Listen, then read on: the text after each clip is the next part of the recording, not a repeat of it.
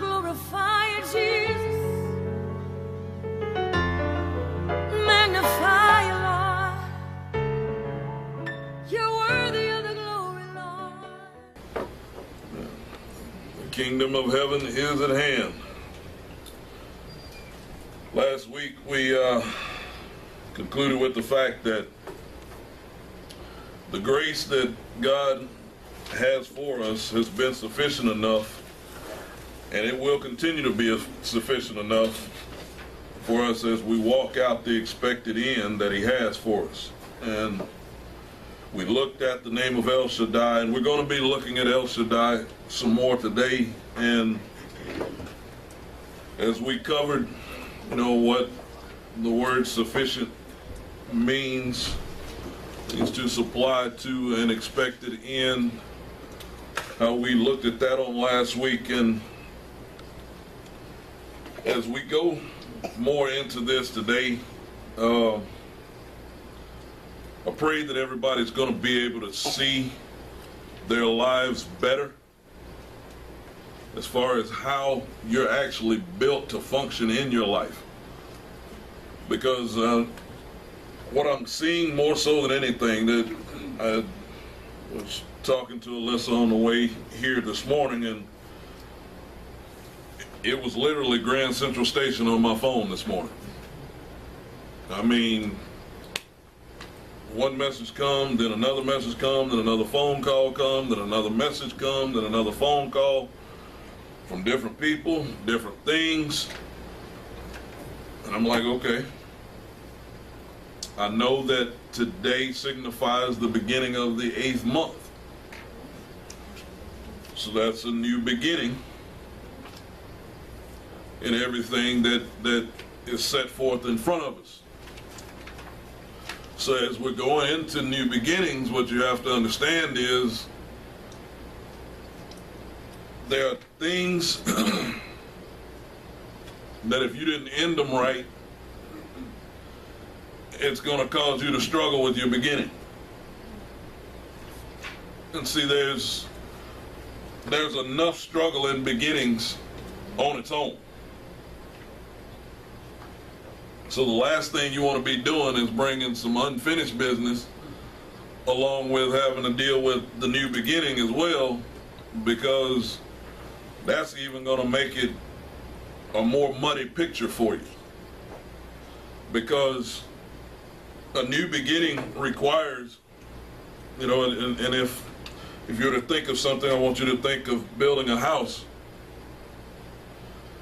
If you're going to build a new house, you got to go down before you go up in building that house, because you have to dig the footer for the foundation first, get all of that foundation established, make sure that it's sound and secure, give it time to set, give it time to settle, and then you can start building. But most people want to just take off up first and end up having to come right back down, because when you put all of that weight on a foundation that's not ready for what you're building, now you're in trouble. And see, one of the things that was my very first job that I ever had was building foundations with my father.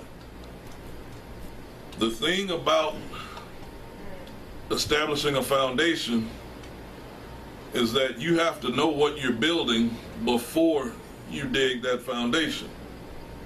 Because if you don't know what you're building, you will dig that foundation, and you may dig it for a one-story house. You can't decide after you've already built it and established the foundation and decide that you want to add a second floor to that house. It's not going to be strong enough.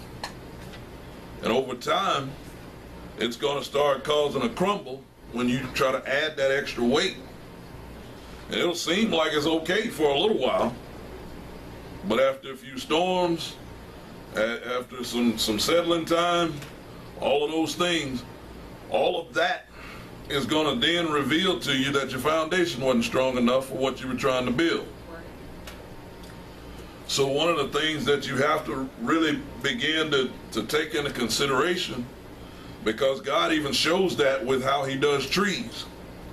If you see a tall tree, there's pretty much roots that went down almost the exact same depth of the height that you see.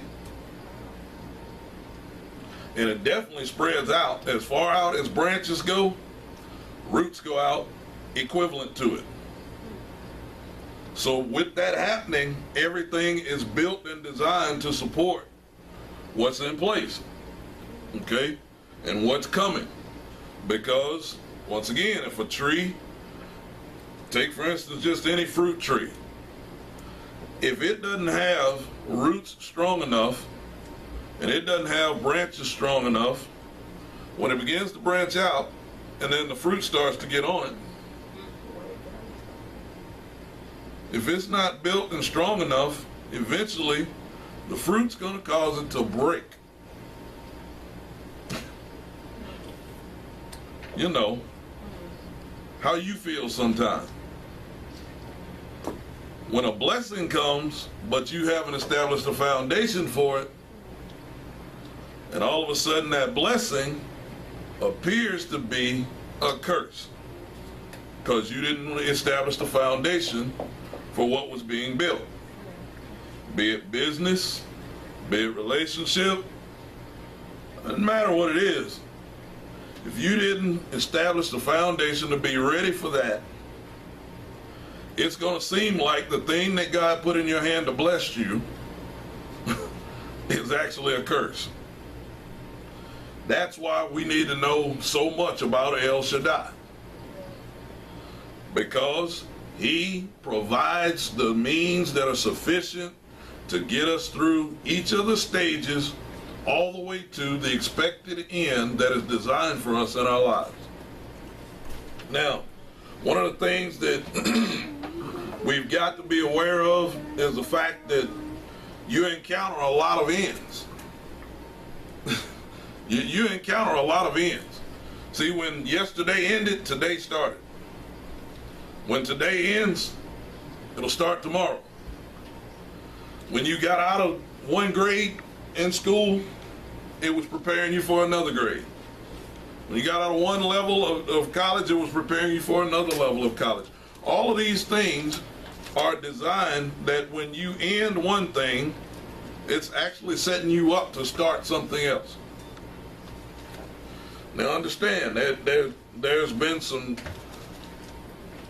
messed up stuff to happen in your life and my life and in people's lives before you, all of those things. And when you really look back at it, it's because you were trying to end something that wasn't supposed to end and trying to keep something going that was supposed to have ended. and you end up in a place that you feel like, man, why ain't God working with me? And that's why you have to go back and really begin to look at things and really begin to see, okay, is this supposed to be still going? Or was that supposed to have been cut off? And see, if you didn't cut it off when he was cutting it off and you wanted to keep going, guess who's going to have to go back and cut it off? You are. He's not fixing to do it. He's going to be sitting back saying, look, I told you to stop over here. You didn't want to stop? Now you got to go back and end that. Well, I told you to start over here. Now you got to get back over here and start right here so that you can establish what needs to be established. Because you can't just start right where you're at. Because in that moment, here's what's happened. If you skip the stage, if you went long enough to skip a whole stage, and you try to start right where you're at,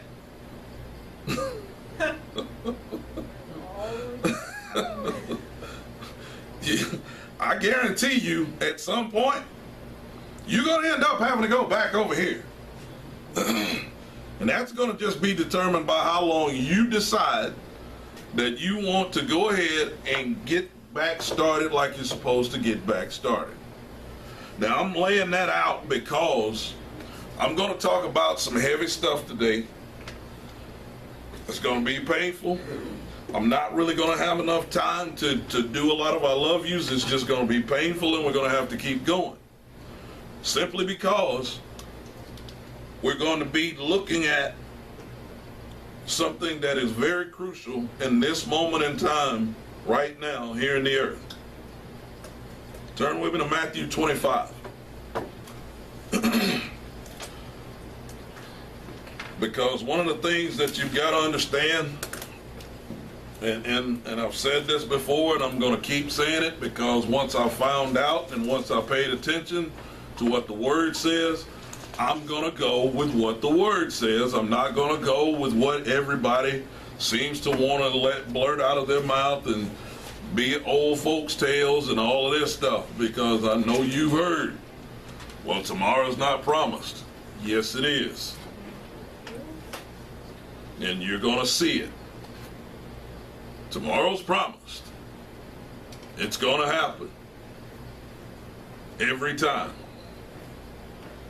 Because if somebody says to you that something is perpetual, that means forever. If something is everlasting, guess how long that is? Forever.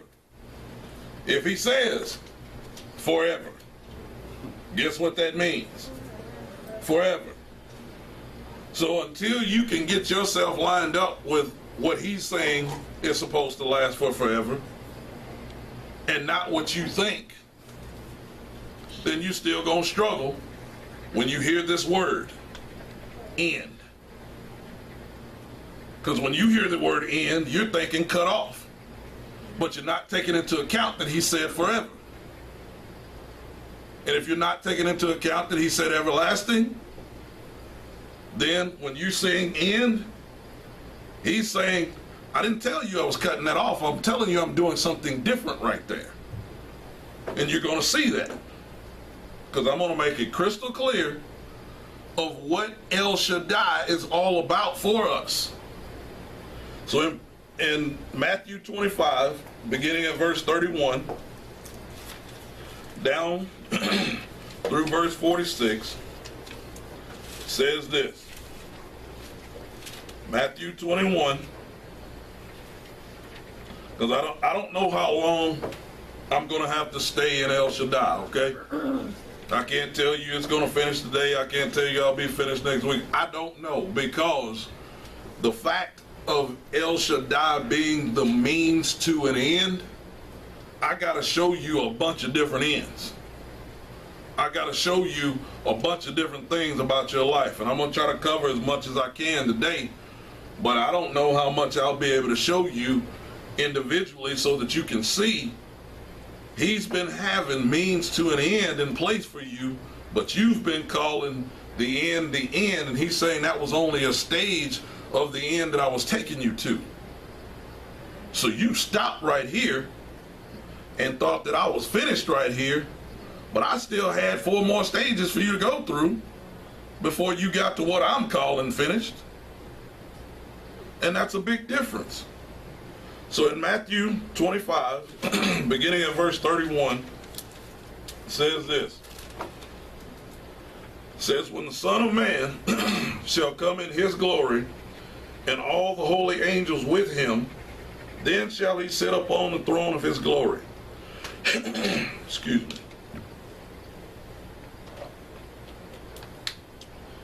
me. And before him shall be gathered all what? Nations. And he shall separate them one from another, as a shepherd divideth his sheep from the goats. And he shall set the sheep on his right hand, but the goats on the left. Then shall the king say unto them on the right hand, come, ye blessed of my Father, inherit the what? The kingdom prepared for you from the foundation of the what? World. So notice, we've got a nation talked about,